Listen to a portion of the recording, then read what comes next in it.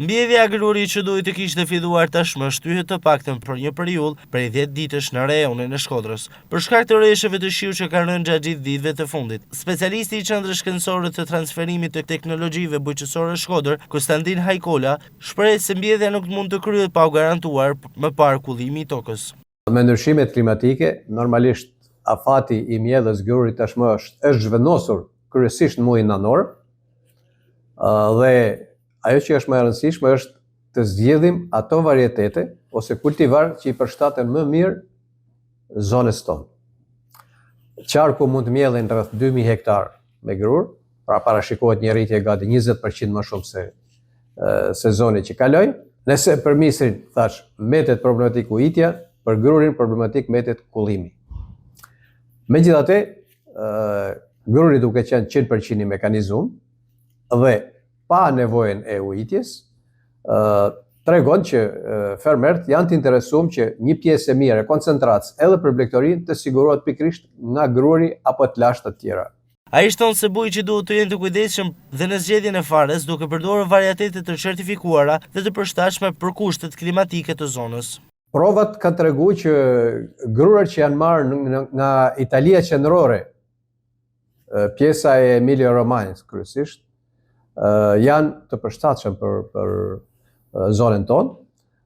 Një pjesë e asaj që prollohet, janë disa fara që prollohen në Maqedoni, edhe ato kanë pas një sjellje të mirë në kushtet e vendit tonë, por megjithatë ata mbeten kryesisht në zonën verilindore dhe juglindore të Shqipërisë. Pjesa perëndimore e Shqipërisë ka ulë shumë sipërfaqen e mbjedhjes me grur.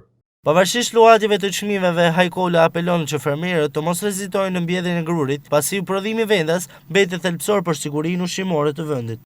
Fakti që çmimi është i ulët sot në treg nuk do të thotë që të mos mbjellim, sepse çdo lloj importi në fundit rrit bilancin negativ të tregtisë. Është ai tregues ekonomik që valuta e nxjerrur jashtë dëmton ekonominë e vendit. Pra nëse ne do blejmë edhe grurin jashtë, ç'kuptim ka kur ne mund ta prodhojmë në vend? Nga të gjitha teoritë ekonomike, nëse nuk ke një bilanc pozitiv në tregtinë e jashtme, është vështirë të realizohet zhvillimi. Ai thekson gjithashtu rëndësinë e politikave mbështetëse të Ministrisë së Bujqësisë, që duhet të inkurajojnë më shumë mbjedhjen e grurit dhe misrit përmes subvencioneve dhe lehtësimeve për fermerët. Ishte një praktik para disa viteve ku u stimulu me 30.000 lekë të reja për hektar, që një politik për mua e gabuar. Për drithrat nuk ka nevojë të subvencionohet në këtë format. Domethënë, t'i heqim shpenzimet fermerit për mbjedhje.